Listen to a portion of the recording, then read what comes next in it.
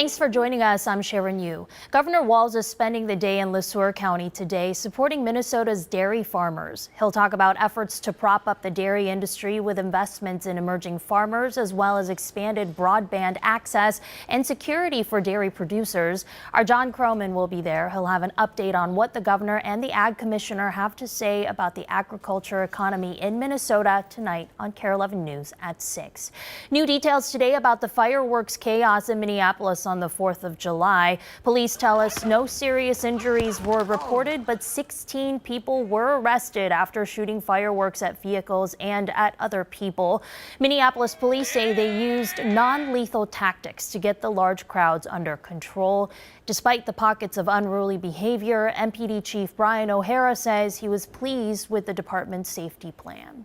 In Little Canada, we've learned a deck collapsed Tuesday night, leaving 11 people hurt. 4 were taken to the hospital, including an infant, but no word on their exact conditions. The fire chief says it appears the deck was not up to code. The homeowner says the deck was already installed when they moved into the house in the 90s.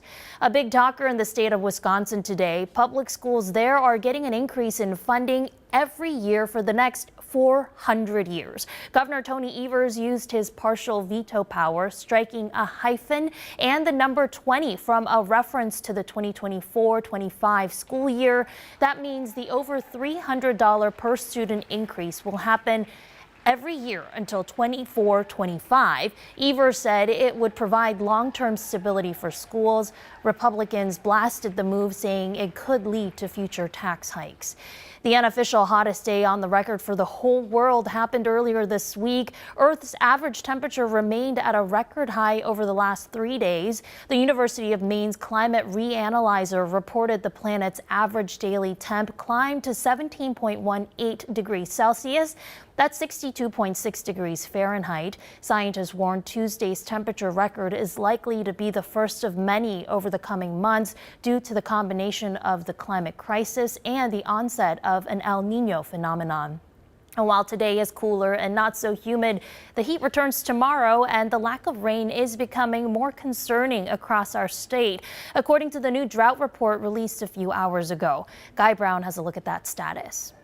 New drought monitor just released, and unfortunately it did not change for the better. You have severe drought now starting to push further south and east over East Metro. So portions of the metro under that severe drought. Anoka County included in that, as well as Washington and Chisago counties, all included now in a severe drought, and then expanded a little bit further off to the west and now south and east. This is new.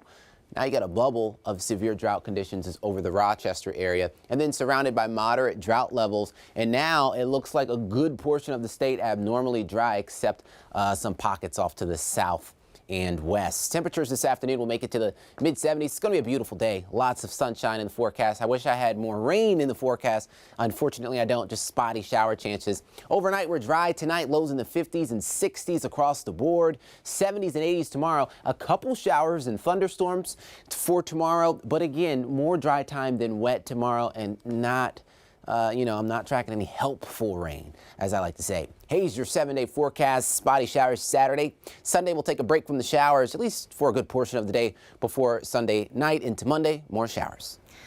And make sure to download the KARE 11 weather app. You can get personalized forecasts, weather alerts, and check the live radar at any time. It's free in every app store.